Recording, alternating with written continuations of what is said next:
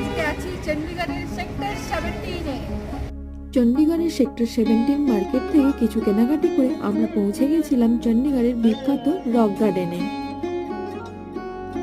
আমরা আজকে চলে এসেছি চণ্ডীগড়ের রক গার্ডেন। রক গার্ডেনটি ভ্রমণের সময় হলো সকাল 9টা থেকে সন্ধ্যে 7টা পর্যন্ত। বড়দের জন্য টিকিট প্রাইস 30 টাকা আর ছোটদের জন্য 10 টাকা। এটা হলো পার্কিং এরিয়া। রক গার্ডেনের পাশেই বিক্রি হচ্ছিল এই সাপের মতো দেখতে খেলনাগুলি। এগুলো দেখে আমার খুবই ইউনিক লেগেছিল।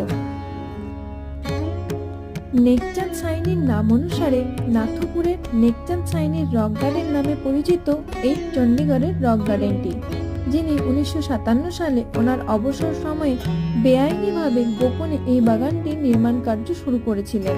বর্তমানে এটি এখন 40 একর এলাকা জুড়ে রয়েছে।